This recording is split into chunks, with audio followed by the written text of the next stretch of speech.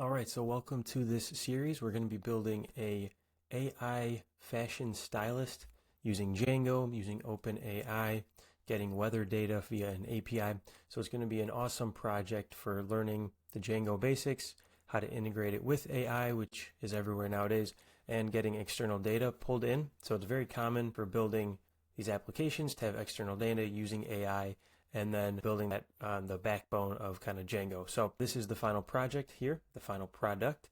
It's called DJ AI Stylist, obviously a silly name, but you get what it does here. You enter in a city, so we could say San Diego, like so, and then we click Get Outfit Idea.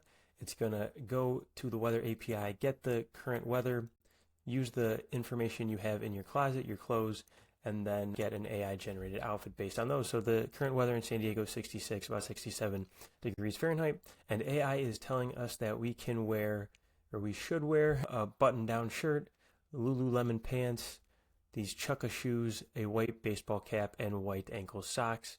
It's telling us it'll be comfortable in this weather. We could try somewhere else that might be a little bit warmer, like Miami, get outfit ideas. Again, we're using my closet to store our clothes.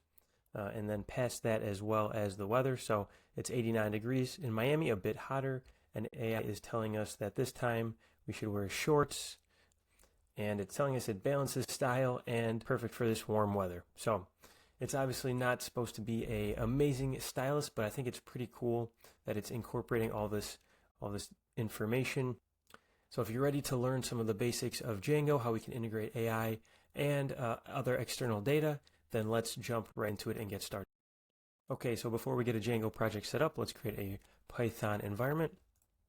So I'm in a terminal, I'm using git bash, and I'll type py m venv, and I'll call this env.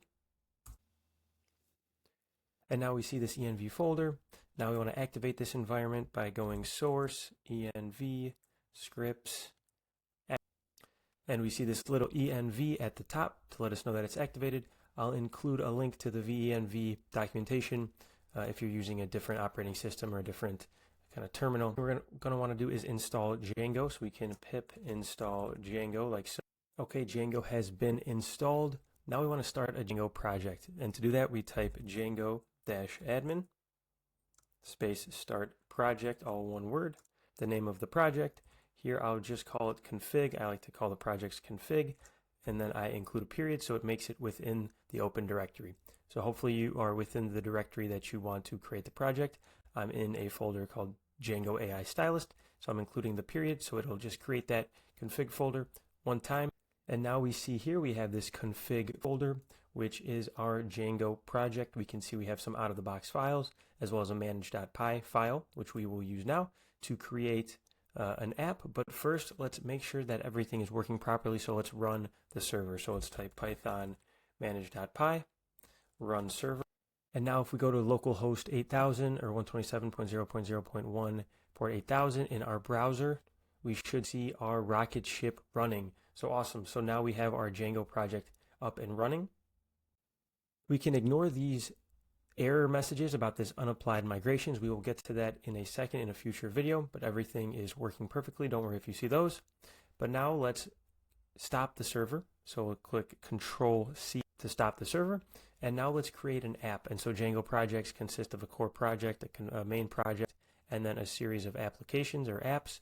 There's no right or wrong way on how to make them and how to organize projects. The reason that they're created this way is so that you can kind of modularize the apps and pull one out of one project and drop it into another. In this case, we will create an app called core. Say python manage.py, start app, one word, and then the name of the app. And now we see that it created this core folder with a number of boilerplate. Before we move further, let's go into our config, our kind of project folder settings.py. This is where we have all the settings for our project overall. A number of them come pre-configured. And let's go ahead and scroll down to installed apps.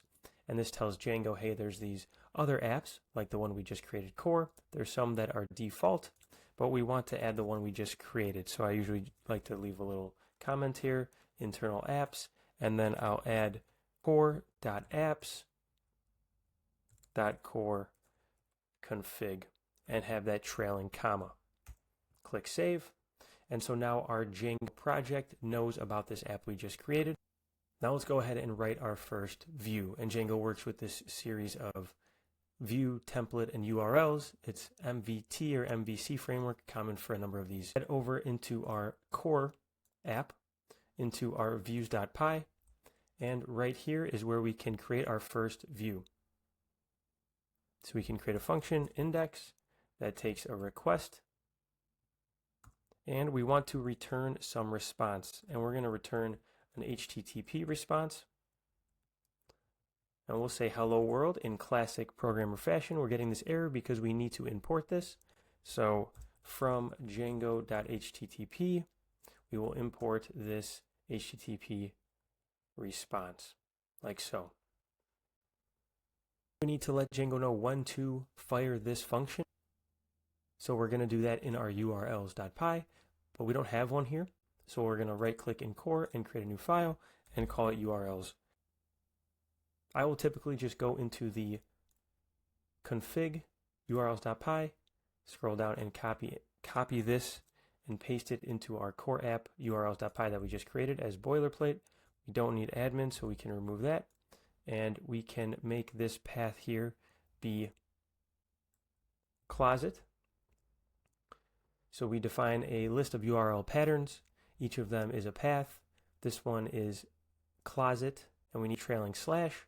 And then we want to define the view. So that'll be that function we just created. And then we can leave a name for it so that we can reference it in our code and we don't have to hard code the URL. Now we're getting this error because we don't have the views imported. So what we can do is go to the top here and say from core import views. And now what this is saying is when somebody types into the browser, our website.com/closet, go into views and run this index function, which will return an HTTP response with the text hello world. There is just one final thing we need to do. Right now our urls.py file has no way to tell Django to run this, so we need to go into our settings url.py file and say, hey Django, look at this other file in our app urls.py. So we need to go into our config urls.py and we will add another path here, and this one will just be an empty path, and we will say include, and we'll put the file name that we just created but with the app and then .urls, so core.urls, and then we want a trailing comma. We need to import include, so it's from Django.urls, so we can say path and include. And now what this is saying is whenever somebody goes into your browser and types in the root domain, Django will match it to this pattern and we'll go into the core app URLs and look for a domain that matches. So it will go into urls.py here, and if someone types in /closet, then it will find this and run this function. So let's give that a go. So let's go back and run our server. Then if we go back to the browser and this time we go to closet, we see hello world. So awesome. So we have a Django project up and running and we have a view and URL set up.